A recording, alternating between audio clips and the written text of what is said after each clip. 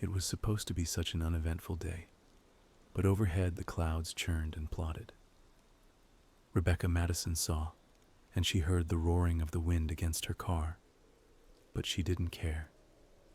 It was warm inside, so what did the fierce cold outside have to do with her? It didn't matter. There were only two things that mattered to Rebecca in that moment. The first was the clock and the numbers on it. 7:46, it read. It was 7:46 on a Monday morning, and she needed to be at her desk at SMC, a pneumatics manufacturer, by 8 o'clock. Her drive had another 15 minutes to go at least, and that was hoping against all odds that she could hit every green light. She knew that wouldn't happen, but she didn't worry about it just yet. She was still far in the country. The road before and behind her was empty.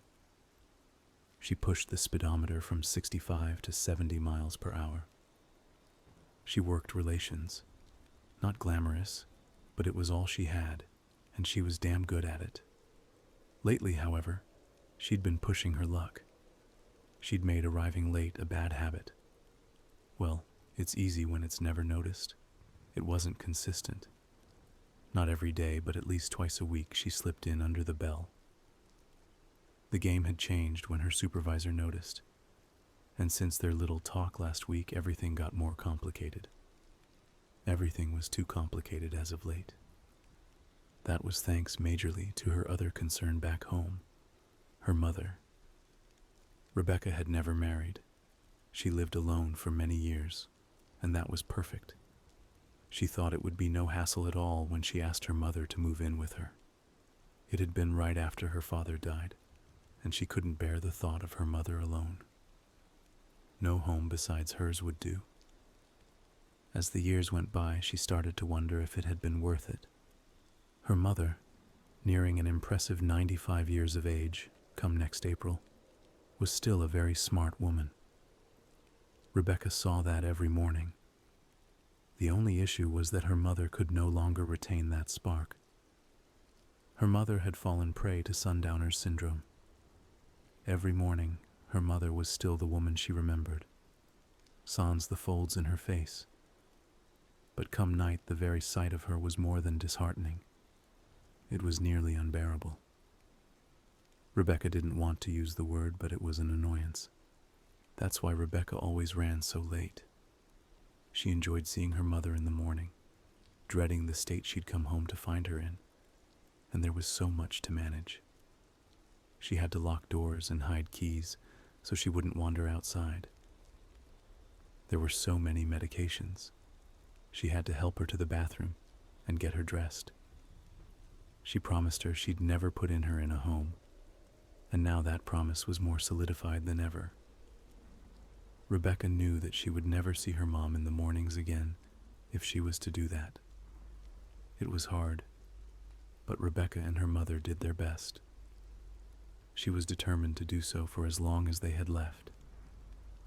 The thought came to her that morning, as it did every morning. She should call her mother. Talk to her just for a little bit longer, before the day ruined her. That's all she'd need. Her mother didn't need to be physically strong to help lift the weight of depression from her shoulders. But as she reached for her purse, she realized that her phone had never left the bedside that morning. It had been neglected in her panic to get out the door. It made her eyes tear up with frustration rather than sadness. All she could do was sit in the white noise of the radio and watch the endless fields of dead corn roll by. She pushed the speedometer again, up to 75, and the radio came to the forefront of her mind. Her ear clung to it out of the blue, but honestly, she didn't hear it. Still are unsure of the scope of the event. All that's known at this time is that the Chinese government has declared a state of national emergency. At the moment, China has released no official details of the events that have transpired over the last 24 hours, and they have ignored all of the UN's offers to assist them. No sources yet have been able to confirm any further details as communication with the troubled nation has grown difficult, with many intelligence satellites showing major power outages within the nation's borders. An abundance of rumors, however, have started circulating around that stretch from incredibly believable to the utterly improbable. While the intelligence community has flat out denied a majority of these rumors, it's hard not to notice that a lot of them sound incredibly similar to ones that started circulating just last week about Somalia, where Rebecca turned the radio from AM to FM. She was in no mood for news that morning. She preferred music. She allowed herself to get lost in it. The country song fit to her surroundings like a puzzle piece. A silo grew closer on her right-hand side, a picturesque farmhouse nestled right beside it, and on the left she spotted an older blue Ford pickup coming towards her carrying a horse trailer. The sights of Ohio. She felt much younger, and that's all she wanted. The moment was so perfect that it had perfectly distracted her from the red, raccoon-sized mass that landed on the road ahead. With a bang, her tire was shredded. Only once before had Rebecca felt a tire blow, and she'd been 7 at the time. Her father was at the wheel. She remembered how calmly he'd handled it. He gritted his teeth and willed the truck to stay on the road. He'd tensed up, but he'd handled it expertly. That's the only way he could do things. She wished he'd passed that on to her. She screamed, and instinctively she jerked the wheel to the right. The car skidded and hit gravel. She overcorrected again, just barely managing to save her car from sliding into the ditch that hugged the side of the road. The car skidded into the oncoming lane, spinning to face the way she'd just come from as she slammed on the brakes. She gritted her teeth, expecting more, but mercifully her car came to stop without further incident. Everything came to a stop except for her heart. It was pounding faster than it had in nearly 5 years. She remembered the truck, but about 10 seconds too late had it still been an issue. Fortunately, it was no longer an issue. The man driving the truck had managed to stop about 2 car lengths away. He was already on foot, and he was almost to her door. The knock of his knuckle on the glass brought her back to reality. "Hey, miss?" he asked, concerned. "You all right?" She eyed the older man. He was as thin as a twig, with a bushy mustache and a sun-dried face. His eyes squinted down at her as she nodded her head in affirmation. He nodded his back. "My phone's in the truck. Hold tight. I'll be right back." With that, he turned and hustled back to his truck's cab. As he searched, she relieved herself of her seatbelt. She felt like she'd been punched in the chest by a gorilla. Her head was heavy. She realized she was dizzy as she took that first step out of the car. It was like she was walking on jelly. Gripping the door with white knuckles, she fought against the fierce wind. It threatened to at least knock her on her ass, if not carry her away altogether. She closed her eyes, held on, and took several deep breaths. It would have helped her calm down a great deal, had the old farmer not accidentally startled her when he returned. He must have seen it in her eyes because he quickly apologized. "Sorry, you sure you're okay?" "Yes," she said, trying to convince herself more than him. "I'm fine. Are you okay? I'm so sorry. Did I spook your horses?" "I stopped in plenty of time, miss, and it's an empty trailer. Horses are about 10 miles down the road. It's okay. Your tire blow out?" She wasn't too sure. Everything was still spinning. "I think so. Shit. I hope not, though. I don't have a spare." "It's okay, miss." The farmer chuckled as he put a reassuring hand on her shoulder. "Everything's gonna be just fine. Let's go check out the damage." He was very kind to her. The farmer cautiously and supportively guided her by the arm, making sure to correct her every sway. They took their time as they moved around the front of the car. Sure enough, when they reached the right front wheel, there was almost nothing left on the rim. The rubber had been shredded. It looked like she'd driven it over a field of razor wire. "Whew," the farmer said. "Yep, your tire's seen some better days, I reckon." Shaking her head in disbelief, Rebecca felt like vomiting. The wind continued to assault her face with a frigid, ungodly cold.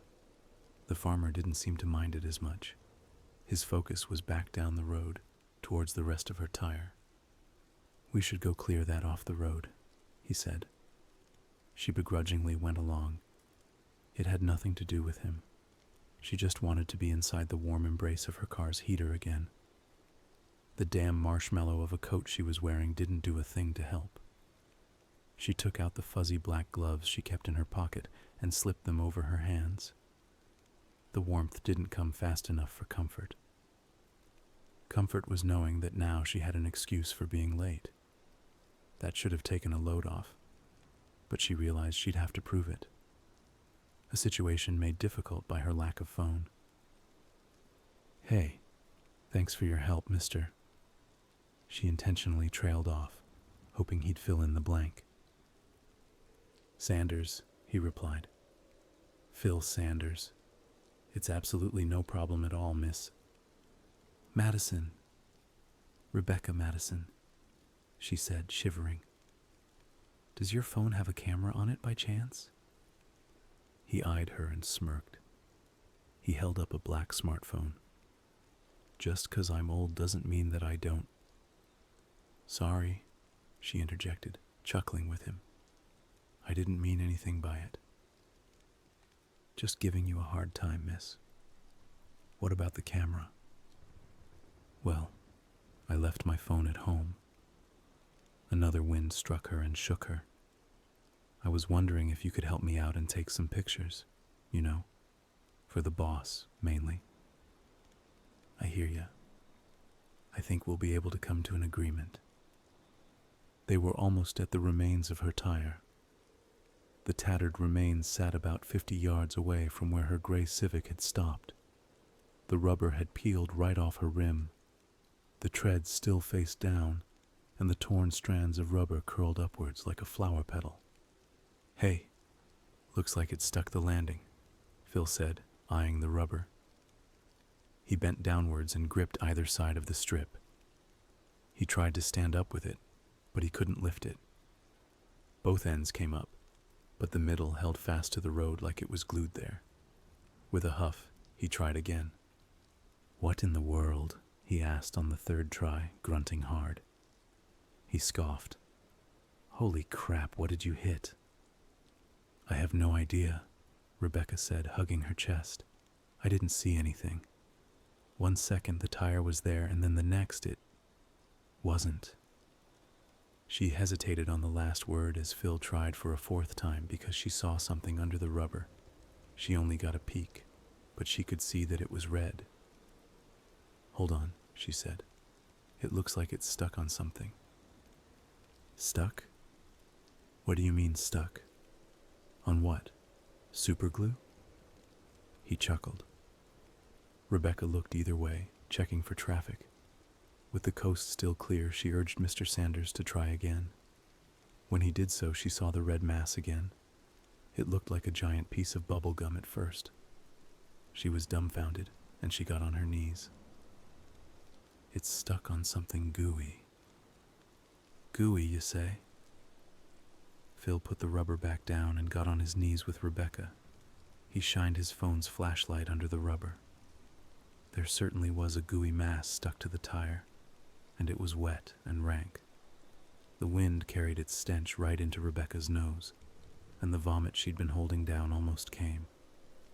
The smell was thick and hot. It was the smell of rot. "Looks like you hit a coon or something," Phil said, backing away. "Goddamn fresh one, too. That's weird, though, with the tire. I don't know why it stuck to him. Never seen anything like it before." "I haven't either," she said, her right hand clasped over her mouth. "I didn't see any fur on it.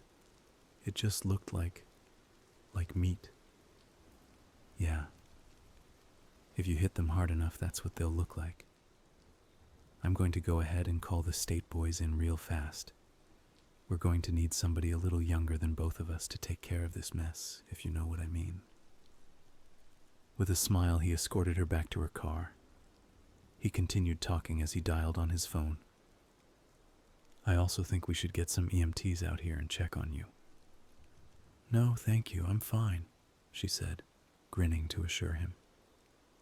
She didn't want the hassle. "I think the state boys will want it too. Might as well just ask now and get everyone here at once," he said, trying to coax her. "Maybe, but I'm telling you I'm fine. Just a bit dizzy." "You want to make the call?" he offered. "I'll let you decide. I don't want to speak for you, one way or another." He smiled and handed her the phone, which she took hesitantly. "Thank you," she said as she took the phone. "It's no problem. Now let's see what we can do about that tire first.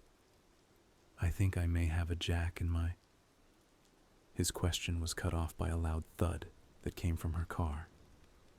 On her now dented hood sat a large bulbous mass the size of a college textbook. Whatever it was held the same consistency as the thing she had hit with her tire.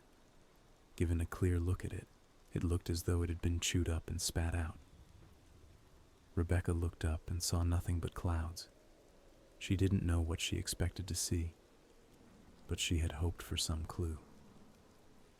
The thing didn't just fall out of the sky. It couldn't have.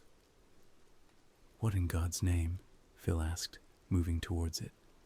He could only get so close before he had to pull his undershirt up over his nose. "Was that there before?" Rebecca asked, trying to rationalize the blob's presence. "I don't think so.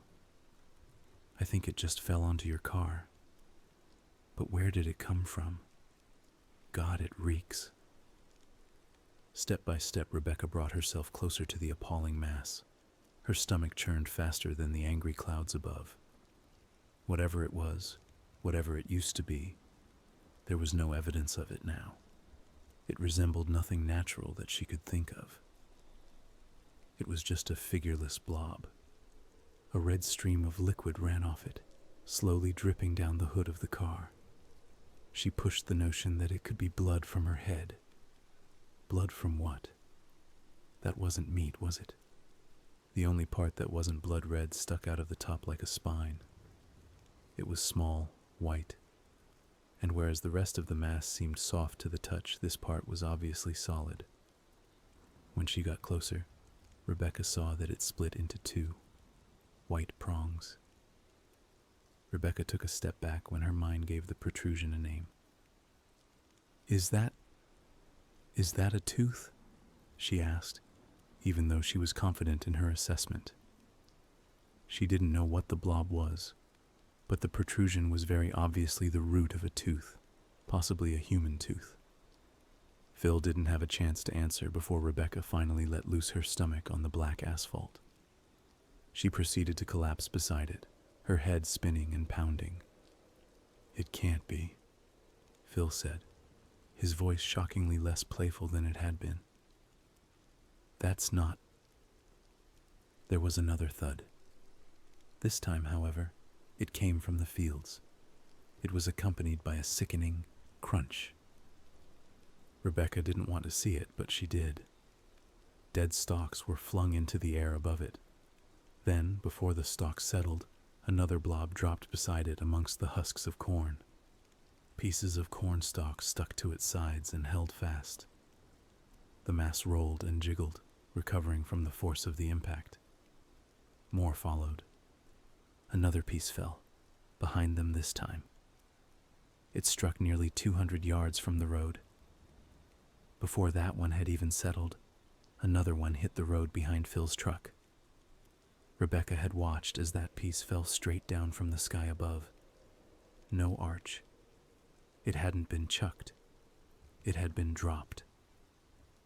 Another piece reached the row of barren trees beyond the fields to her left. The weight of the blob snapped the higher branches. She couldn't see where it landed, if it had landed at all. One struck the top of the silo, causing it to ring loudly, the sound echoing inside the structure. The piece stayed there, holding to the top of the silo's dome with ease. It had stuck like glue. Rebecca looked up to the sky. Overhead, as the clouds swirled and fought, the blobs fell from somewhere beyond them. They started as black ink drops against the gray skyline, but as they plummeted, they took on color and grew into the disgusting blobs that now littered the landscape. All around them, the drops came faster and faster. The horror of it all struck Rebecca as a piece fell not 1 yard from her hand. A warm red liquid splattered across her face. The sky was raining flesh. "Get up," Phil said, also looking to the sky with caution and disgust. He turned back to Rebecca. "Miss Madison, please, get up now. You need to get in your car before—" As if out of pure cosmic irony, a large chunk of flesh, almost the size of a pillow, struck Mr. Sanders on his right shoulder. The impact yanked him towards the ground, but he took the hit. He miraculously managed to stay on his feet. That didn't stop him from screaming. "Oh my God!" Rebecca exclaimed, quickly getting to her feet and rushing over to his side. The thing was still stuck to his arm. The unholy thing had molded itself around his shoulder and arm. It formed a grotesque cast, pinning his arm to his side. Extensions from the impact had splattered out to stick to his face and chest. He wheezed in pain. "I think it broke my damn shoulder. Get it off. Please, get it off," he begged her. "Yeah, hold on," Rebecca said, watching the sky. With every second, the rain of flesh fell faster, heavier. With every second, she felt increasingly uncomfortable, increasingly terrified that the next one would strike her next atop her head. She pictured it wrapping around her face and smothering her in rotted darkness. She turned her attention to the injured old man. Putting Mr. Sanders's phone into her pocket, she reached slowly for the disgusting mass stuck like a leech to his shoulder. She forced her gloved hands onto the thing, and she gripped it tight. As she did so, her fingers slowly started to sink inwards. She winced as an unwelcome warmth soaked into her gloves. Mr. Sanders brought his other hand up to help. It sunk in deep. She took a deep breath, inhaling an unfortunate amount of stench, and gave it a good pull. She managed to yank Mr. Sanders forward, but the mass didn't budge.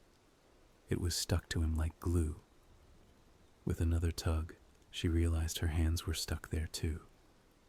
"Harder," Phil pleaded through the pain. "Pull it harder." "My hands," Rebecca said, panicked. "My hands are stuck." Just once she tried to wiggle her fingers free, but they were stuck inside the blob. She tried again, downwards this time. She pulled with all she had, but all she did was pull Mr. Sanders off his feet. He struck the asphalt hard, and she nearly came with him. They'd accomplished nothing. Mr. Sanders grimaced, and tears started to flow down his face as she pulled him back up. Rebecca saw that it wasn't working, so she set about trying to free herself. She didn't want to, but her survival instincts were in full gear. They couldn't waste another second outside.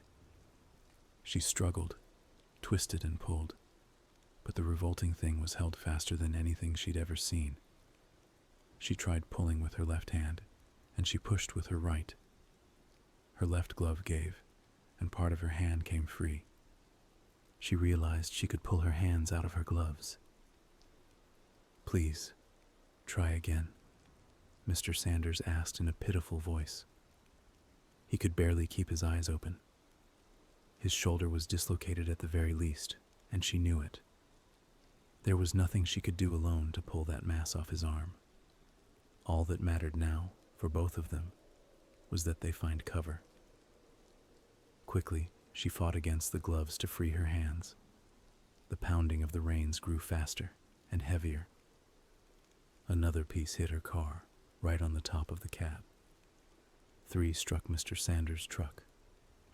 All of them were far too close for comfort. Mr. Sanders didn't realize what Rebecca was doing until it was too late. "No, He shook his head. No, please don't. Please. Try again, please. It stings. It stings. She ripped her hands free of the gloves with a grunt, just as a chunk smacked against her windshield. It was the size of a car tire. I'm sorry. There's nothing I can do right now. We need to get to cover. Get back to your truck. Stay there until this is over. She didn't hesitate to turn around and open her door, but Mr. Sanders could only stumble backwards. With a limp, he started to pull himself towards his truck. Groaning, he watched the sky through his watery eyes. Scared, Rebecca slammed her door shut just as another pounding thud came from the roof. She yelped and she fumbled for her keys. They were in her pocket. That was good. But then she felt something else. A phone. Mr. Sanders' phone. She pulled it out and looked out her rearview mirror. Outside, everything was consumed by a downpour of flesh, and there was Mr. Sanders limping through. It was by the grace of God that Mr. Sanders got as far as he did. He almost managed to reach the door of his truck. He could have touched it. A smaller drop of flesh, the size of a book, hit his left foot and glued it to the spot. Rebecca could only watch as he stumbled and fell hard to the ground. On his front, he could only lie there at the mercy of the sky above. Rebecca tried to see him out her rear window, but so many drops had accumulated there it was impossible. She could only watch the terrible scene unfold in her side mirror. He looked hopeless. The pounding of the rain drowned out any sound, but she saw his head moving. He was yelling for help. A large chunk of flesh struck his back, breaking it. Another pinned his leg. All the while, Rebecca never moved. She was safe, and her fear kept her rooted in that seat. Had a glob not swallowed her mirror first, she would have witnessed another drop strike him right on the back of his head, delivering his face quickly into the asphalt below. It was an accidental mercy. She started to hyperventilate. She had no idea what to do. The rain outside just kept coming and coming. In reality, the rain only lasted a few minutes, but it seemed so much longer. It seemed like it stretched on for hours on end. For that seeming stretch of forever, all Rebecca could do was scream. She moved to the back seat, away from her cracking windshield, and brought her legs in close to her chest. She hugged herself as the heavy rain fell over her, consumed her. Soon the drops would cover every inch of her car and the windows. They ate the light. She was left alone in darkness. Long after the barrage outside had ceased, Rebecca cried in darkness. Thankfully, the windows had held back the physical barrage, but they could not hold back the stench. That had flooded inside almost instantly. It had threatened to suffocate her then. She didn't even notice it anymore.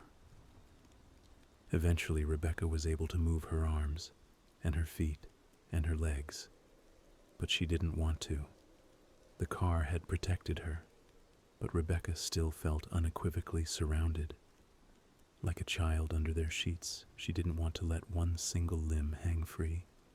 The monsters might get it. The darkness wasn't total. A dim glow precipitated between the masses outside. Red light managed to leak through the edges of the blobs where pieces met. The jagged lines covered her car like lightning. It did her no good. Not nearly enough light could seep through to offer her any illumination. When she couldn't handle the weight of the darkness anymore, she reached for Mr. Sanders' phone, which lay face down on the center console. She fumbled for it and accidentally knocked it on the floor. Light flooded out from within.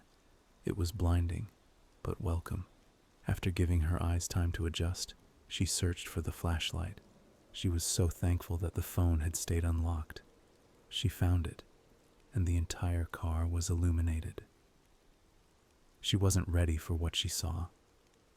A claustrophobic paralysis found her as she beheld the things stuck to her car. Pressed tightly against the glass, the things seemed to embrace her. Most of the glass had held, except for her rear window. It had nearly shattered, but every crack and shard was held fast in place by the revolting masses. They didn't move. They hugged her car in silent stillness. Rebecca recalled the tale of Jonah and the whale, and she imagined this was how Jonah felt. She had been swallowed alive. She needed to get out. She flipped over.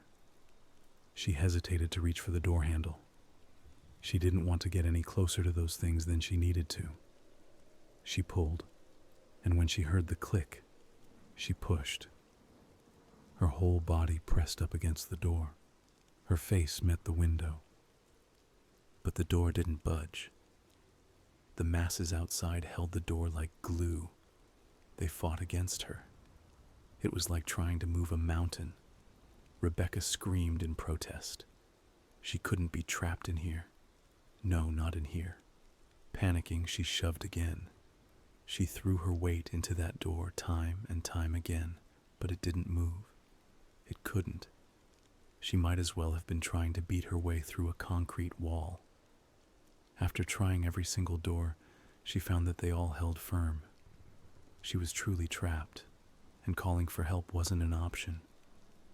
She'd tried 3 times to dial 911 on Phil's phone. No matter where she was in the car, she couldn't get any signal. The mass had drowned out the light, and any hope she had of contacting the outside world. It seemed the car was shrinking by the second. In frustration, she lashed out with her feet. She aimed at the window, hoping maybe it would break. Hopefully the things would fall off instead of in. If they stuck without the window, she decided she'd cut her way out. One of the shards had to have been sharp enough. With a determined, forceful thrust, she brought her heel to the window. The only thing she almost managed to break was her leg as she hyperextended her knee. The pain returned her to her previously curled state. She began to cry and plead for someone to help her. Her instincts told her that if she screamed, then somebody would hear. Somebody would come along. Help would come. Her heart told her that was a lie, and it was for a while. Soon she grew exhausted, and her voice grew hoarse. Not a single sound came from outside her car. The wind had ceased with the rain long ago, and there had been nothing since. No birds, no cars, no people. That silence allowed the small crunch outside to be amplified nearly tenfold. She froze and listened. She thought it had to be her imagination. But as another crunch came and then another, she realized it was real. It was like the sound of someone stepping on dry leaves. Something was definitely moving outside. The crunching approached her car, and she heard him speak. "Hello?" The voice was older and haggard. It sounded muffled through the blobs. "Is anyone in there?" He didn't have to ask her twice. "Yes!" she screamed, flying to the window. "Yes, yes, please, help me, please, I can't get out, please." The man came closer to the car. He stopped just outside. "You're covered. This shit's almost impossible to move. It holds fast. Give me a minute. It's starting to dry now. I have some tools up at my house. I'll be right back." Rebecca smiled and thanked God. He must have lived in that home next to the silo. It was all okay. "Yes, please, thank you," she said, almost all at once. The crunches returned, faster, as the man turned away. Relieved, she knew it would be over soon. Then the crunching stopped. Rebecca put her ear to the window, trying to listen. The glass was uncomfortably warm against her face. There was nothing but the roar of her own blood in her ears. Then a moan. That moan continued for several seconds before it evolved into a short gag, a gasp. Something had happened to the man. He must have only been 4 or 5 yards from the car. He cursed and grunted. There was a louder crunch that was followed by silence. That silent moment hung on the air, and Rebecca pushed harder against the window. She whispered a single, "Hello?" under her breath. Then the moment was shattered by his scream. Rebecca pulled her face from the window as if she'd been burned. "What?" she asked, panicked. "What happened? Are you okay?" She was clueless. Had the man fallen?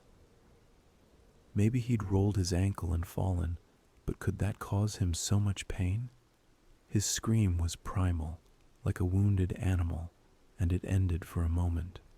It was just long enough for the man to take a quick breath, and then he continued, the yell increasing in volume and pitch.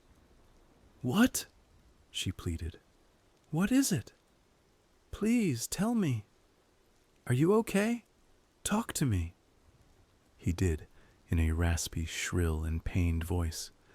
"Stay in the car." It sounded like he choked on the last syllable as a ghastly, gurgled yell came from his lips.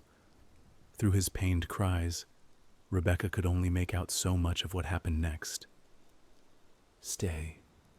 Growing, I feel it. Don't. Out of that car. Oh God, no." Then, unexpectedly and instantly, the screaming ceased. The silence returned, and Rebecca shook. Her mind raced, and her breathing came in short, fast gasps. Tears warmed her face. No, she couldn't let him leave her. She wouldn't be alone again. "Hey, get up!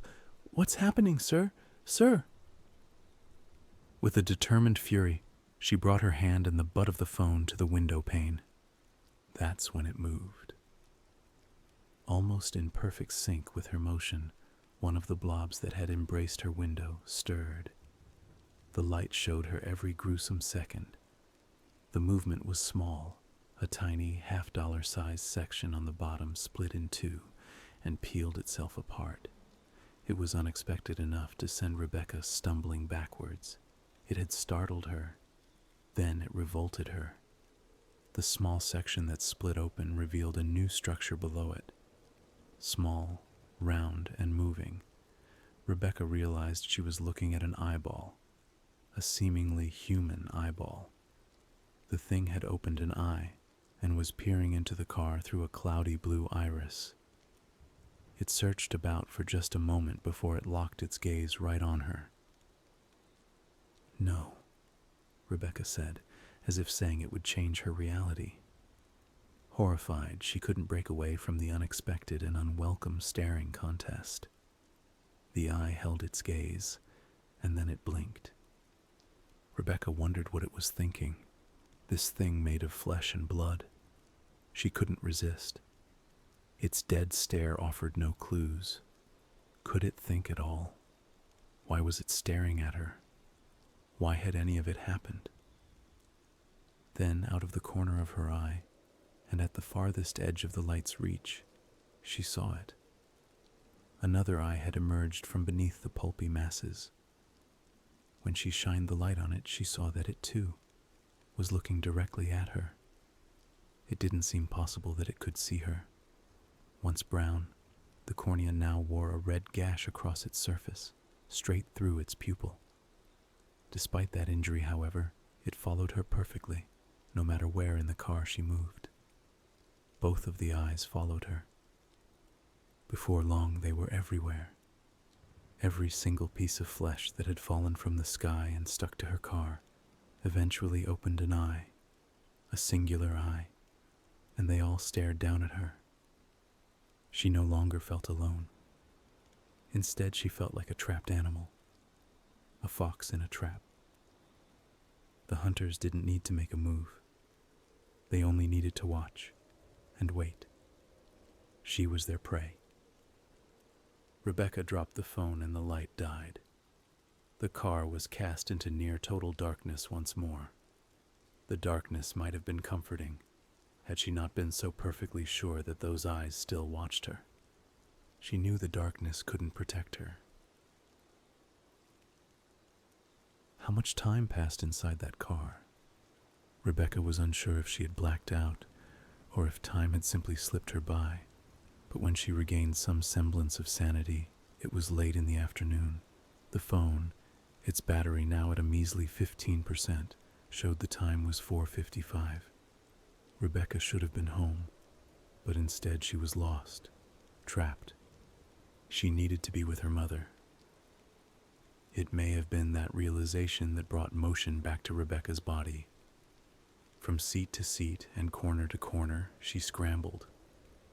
The phone's energy fell, the clock ticked, but the bars wouldn't return. She couldn't find a goddamn signal.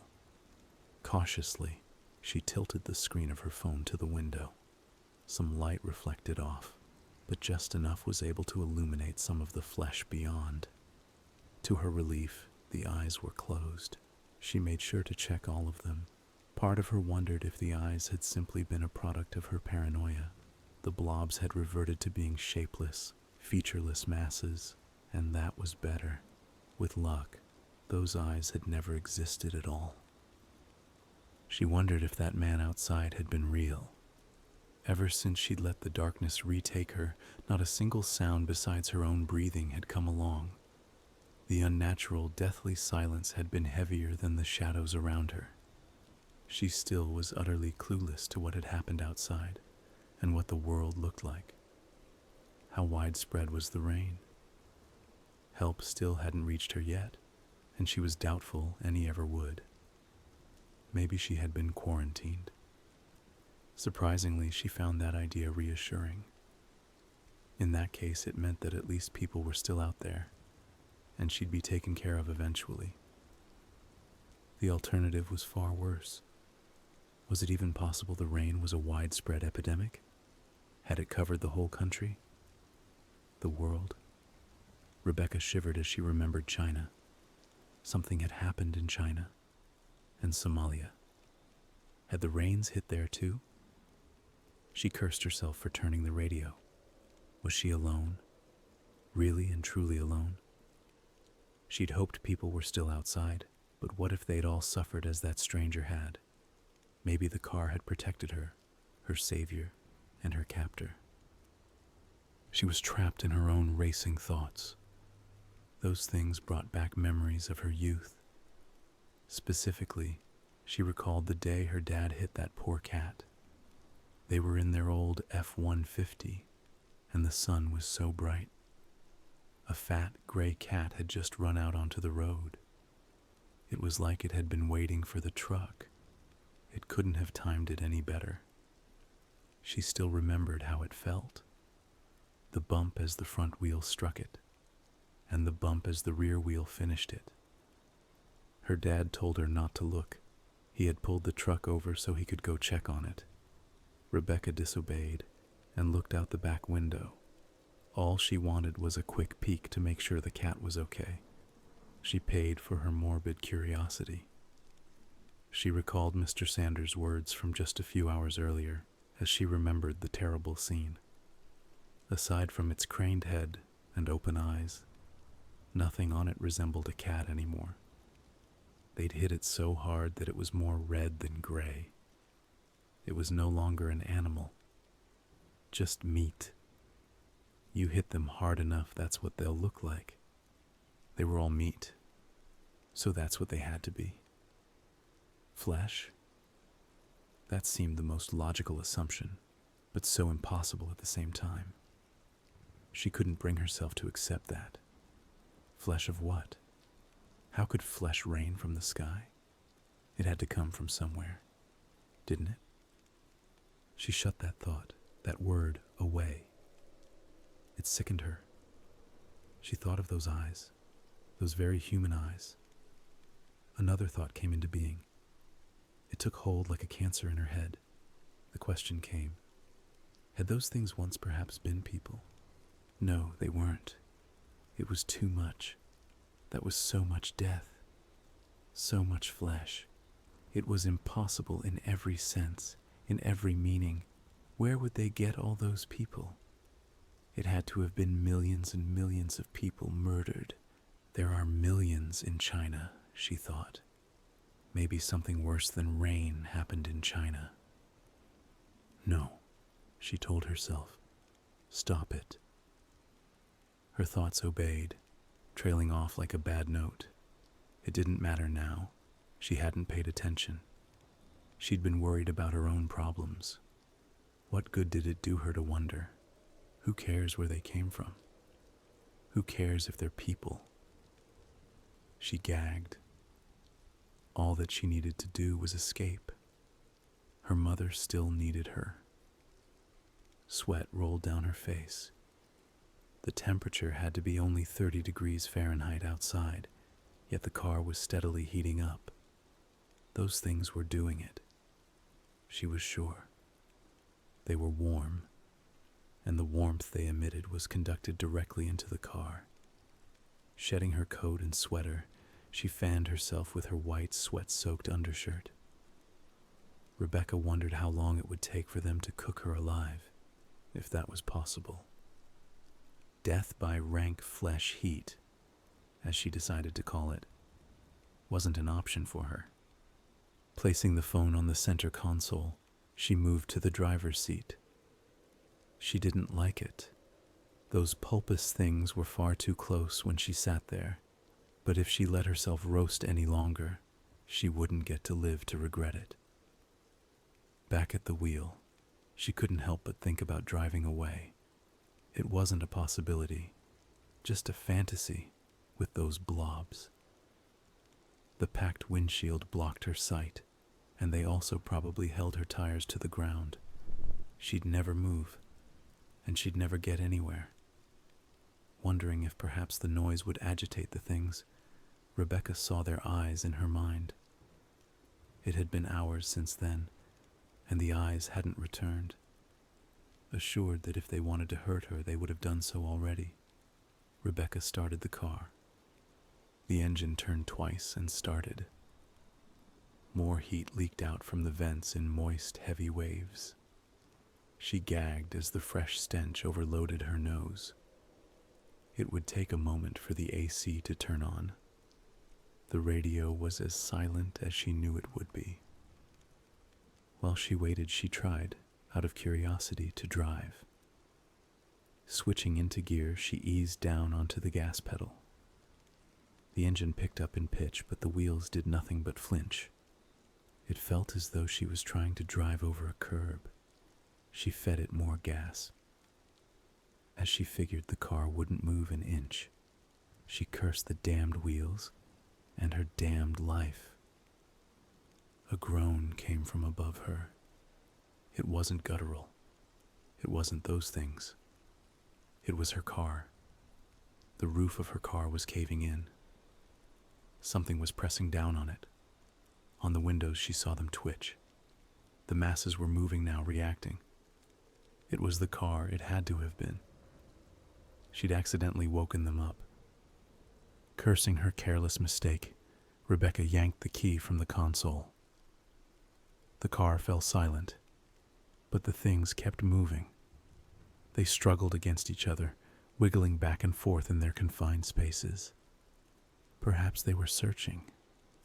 Rebecca held her breath, and she waited. Their motion had started to rock the car from side to side. The things shook her, harder and faster. The lurching continued until Rebecca felt she was going to throw up. The wheel was all she had to hold on to. Fortunately for her, the rocking did not persist for long.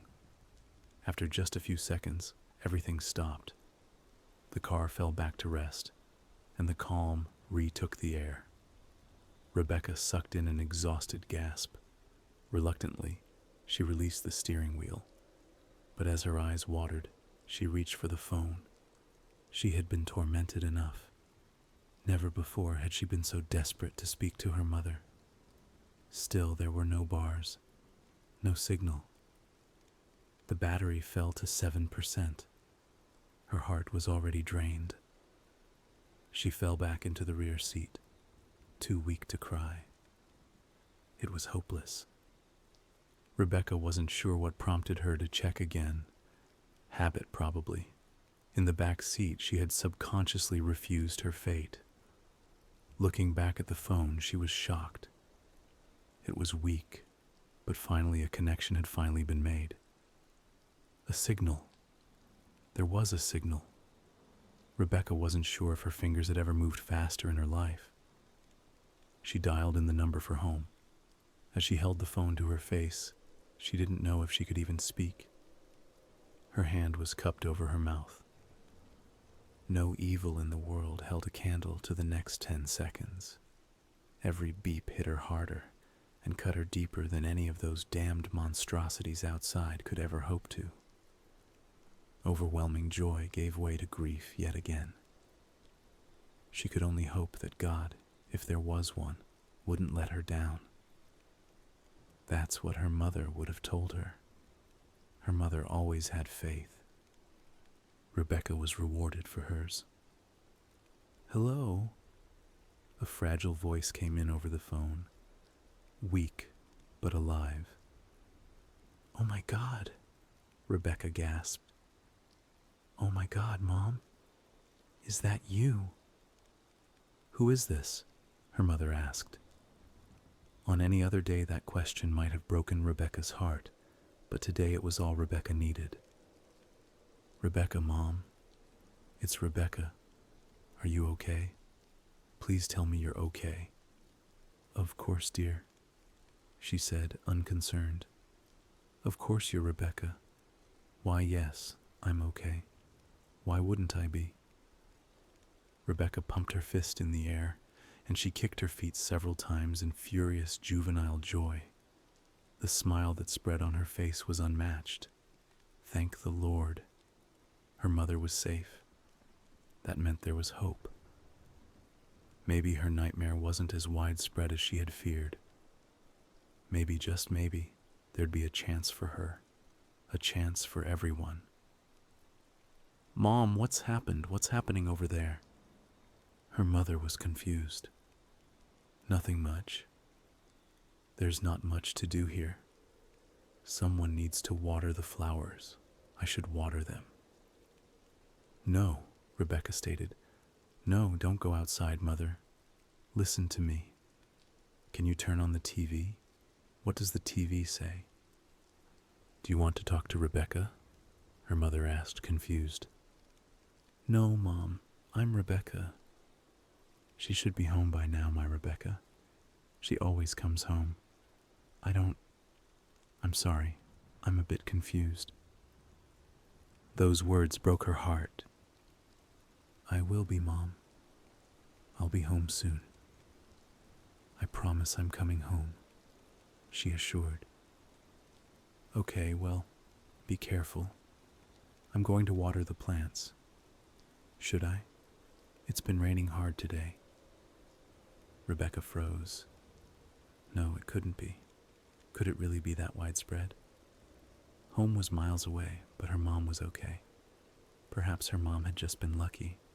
She was inside after all, and as long as those blobs stayed outside, she'd be fine. But her flowers... Rebecca knew how she could be in her confused state. And if she was truly determined, then... "Mother, listen to me.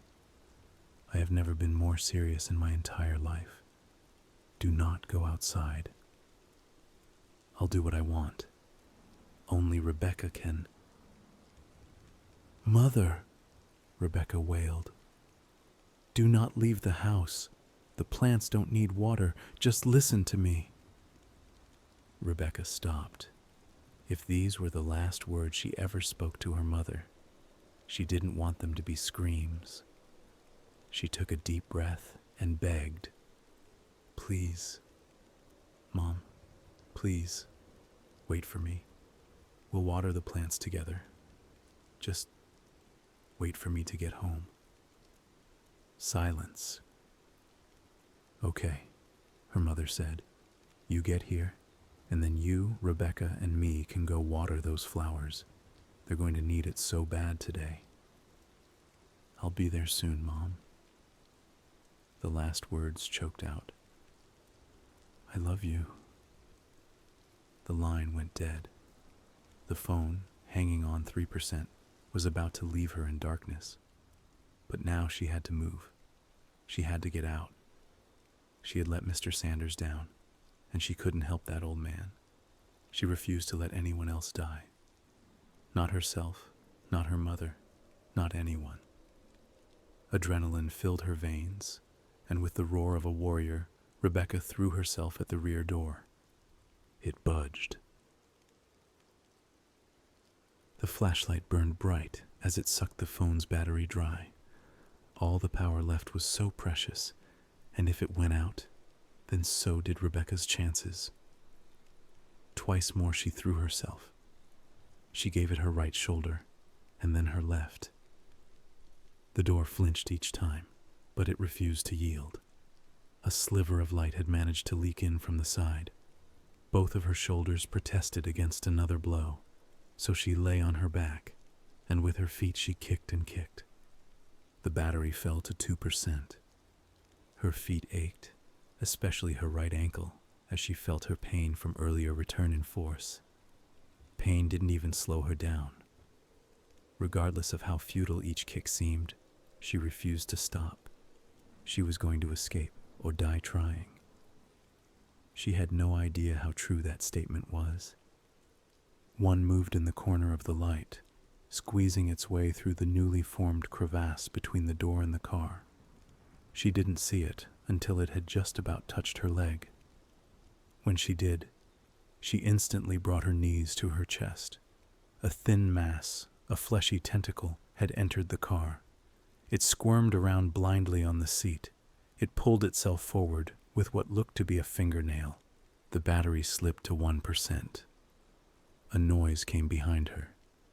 Turning her head, she found that she was surrounded. Through the other door, more tentacles were starting to wedge their way through. The center of the seat offered little solace. As both sides grew closer, the glass behind her started to crackle, as even more protrusions pushed themselves through the cracks. They pushed their way through shards of glass, carrying each piece with them at the end of their arm. They were coming for her, but she was done hiding. If anything, their intrusion only encouraged her. Now it was her and her mother's survival on the line. With her booted heel, she squashed the singular tentacle that had originally disturbed her space. It wiggled, pinned against the seat. She initially thought it was blood that leaked from it, but it came slow and viscous. It stuck to her boot like syrup. With a disgusted shriek, she pushed the tentacle to the floor and out of her way. The door had been pulled open by those things to let the tentacle in, and she saw her chance. She offered up a final double-legged kick. The flashlight went out, and with a final yell, light flooded the car. She'd considered everything in the last several hours. Every scenario had danced through her mind like terrible daydreams. The memories of that man had fed most of them. She thought about the crunching beneath his feet and those terrible screams. She wondered what she would find, but she was far more worried about what might find her. Rebecca wondered what the world would look like once she escaped. And to her disgust, nothing she imagined could compare to what she found. As soon as she'd kicked the door open and leapt from the car, she suddenly felt like she was standing on an alien world. There was a loud crunch when her boots hit the ground. It felt like she was standing on well-packed snow.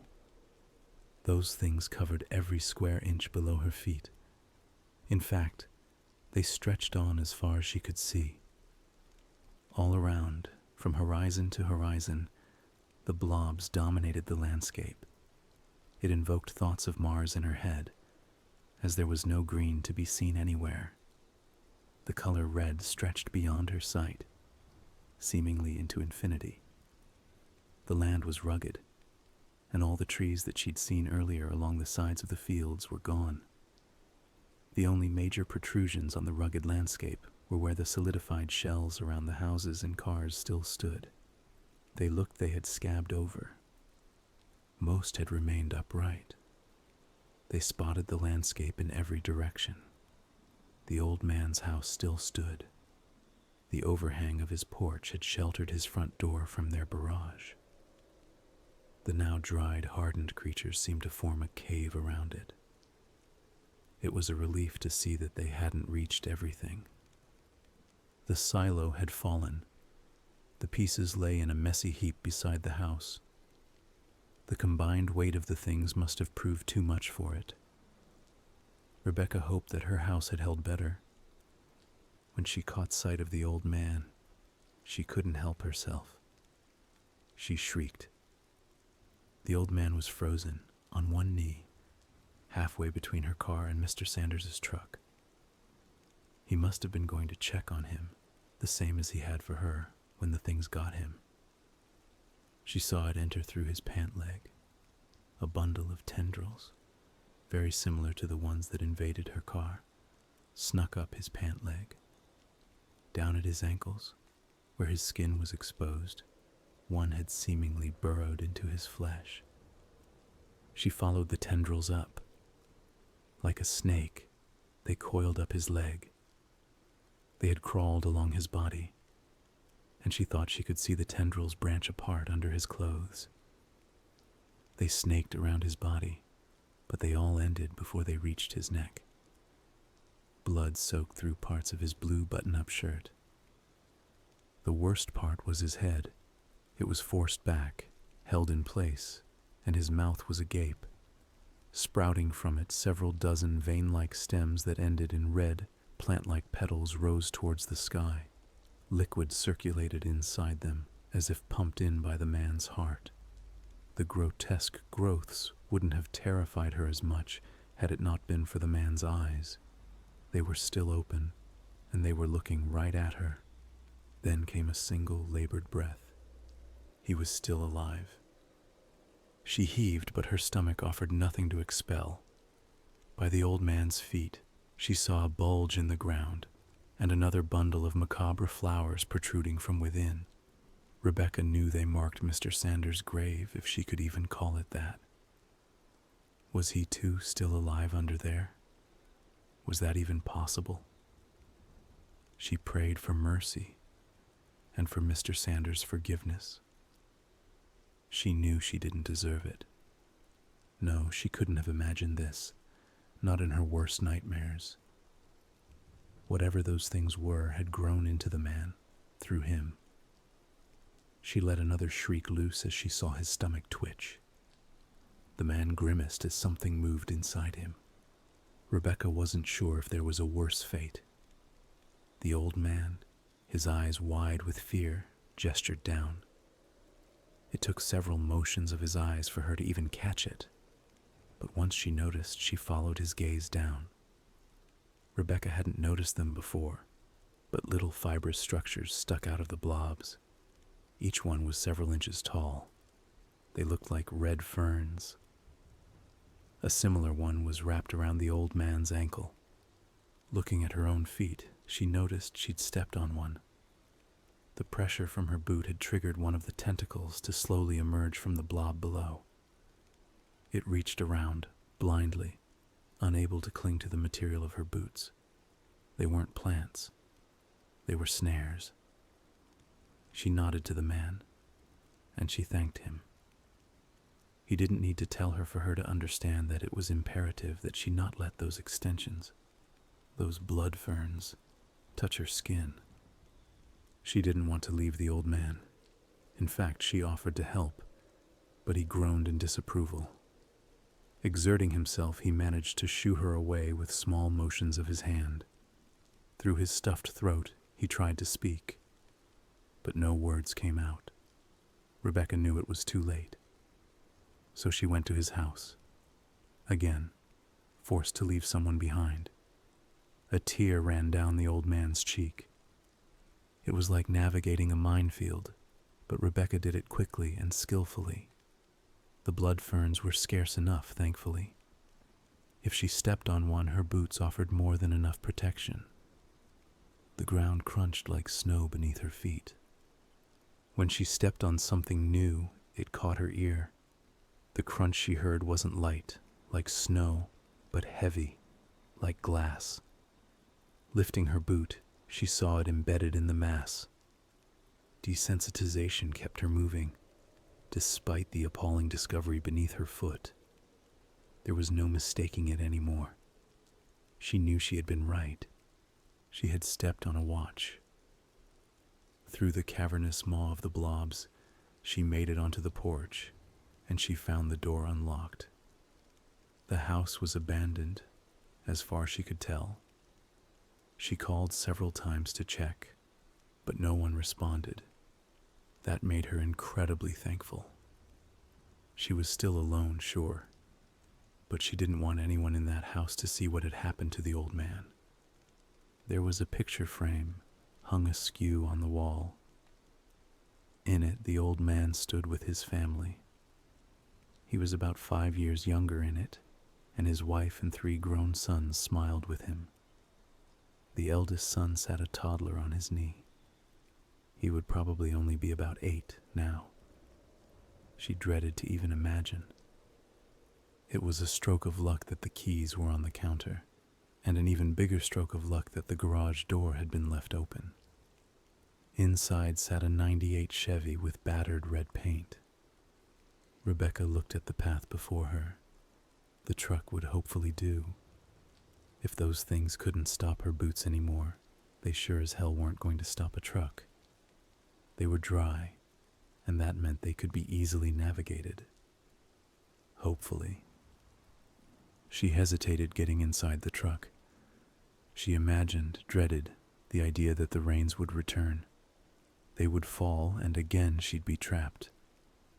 This time she'd be without help and without hope.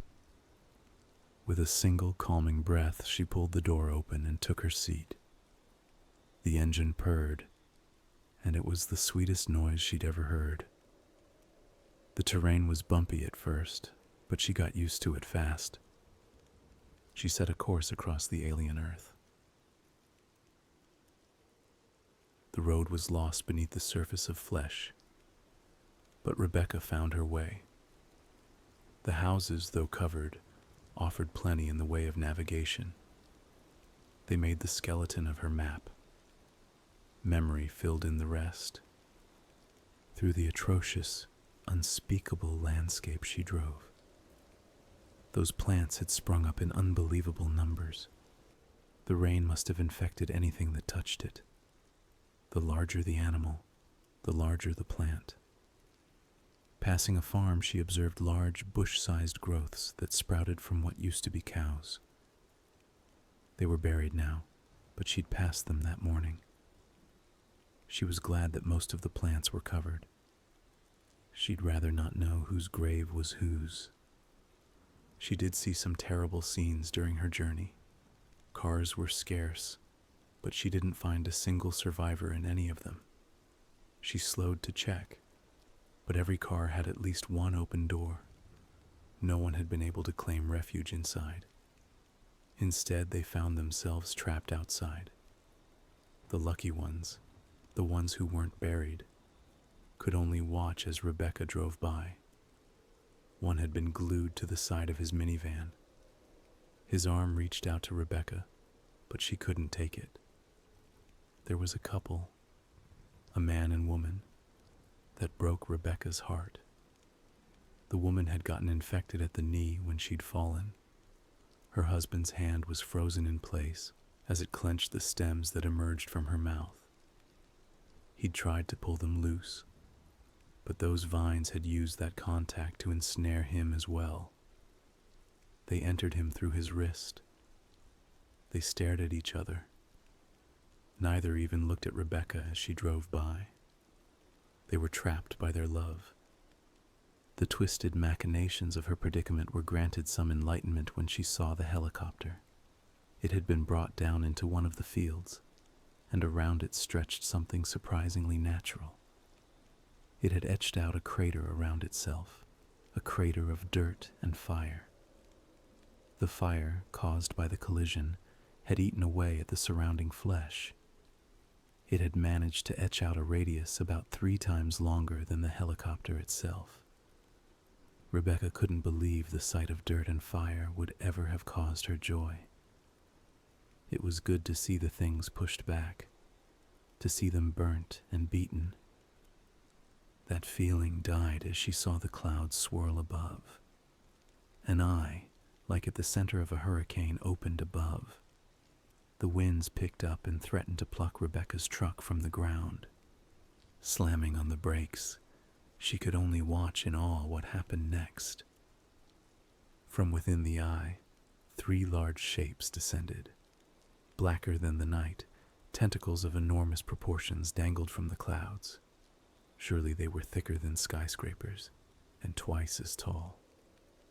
They hovered over the spot where the helicopter had crashed, examining it. Rebecca couldn't breathe as one retracted to the clouds, and its end split open into 5 pieces, 5 fingers. She could only watch as its, dare she say, hand disappeared behind the sky, and then reappeared grasping something massive. Pieces dropped from the hand, like sand from a fist, and splattered against the ground. The giant arm held its hand directly over the barren ground below, and then it started to release its hold. Like rain, pieces of flesh fell from the sky and littered the ground. They covered the helicopter, and they smothered the fire. Within moments, it was like there'd never been a disturbance there at all. The thing above, pleased with his restoration, carried the remaining flesh in its grasp back into the clouds. The remaining 2 tentacles swung about the eye, surveying their monstrous masterpiece. One split its fingers apart, and it tenderly brushed against one of the plants. It was a gardener, tending to its garden. It was that sickening metaphor that brought Rebecca the greatest revelation. The rain, all the people infected, they were all nothing more than fertilizer. The creature above retracted into the heavens, and the eye closed. Rebecca no longer begged God for help. She cursed his name. The drive took almost half an hour. The town she'd called home her whole life was deserted and lifeless. Thankfully, very few were stuck outside. She didn't even want to know how many of the obscured figures were friends, loved ones. She drove past. She figured, hoped, that most had found refuge inside. Passing stores, she witnessed the truth. The doors were shut, but those things had spread inside anyways. People stood, trapped against the glass, like tortured mannequins. Random movements danced by some of the windows, but she didn't dare stop. Her home was so close. It was unrecognizable. Once beautiful, with 2 stories, yellow siding, and a little stained glass rose in the front window, none of it could be seen beneath the disgusting layer of filth accumulated around it. The dead covered her house, and nothing was more sickening. That was what she thought, until she got out of the truck and reached the back of the house. Grief was not strong enough of a word to describe how Rebecca felt. After all she'd seen, and after all she'd survived and fought for, it had all led to this. There was only so much that she could have done. The fates had been cruel that day. Her mother was on her knees, a full water pitcher in hand. Her old eyes found Rebecca. They were green and still so bright. The vines hadn't taken hold completely, but Rebecca could see them moving. Only once in that moment was she ever thankful for her mother's condition. Rebecca was glad she probably couldn't comprehend what was happening to her. She didn't seem to be in any pain. With the last energy of a beaten and broken woman, Rebecca fell into her mother's arms and hugged her. Her mother surprised her for one last time. "I love you," her mother said. It was all Rebecca needed. I love you too, she replied. You're right, her mother whispered into Rebecca's ear. I don't think the plants even need this water. Rebecca managed a final laugh as the infection took hold.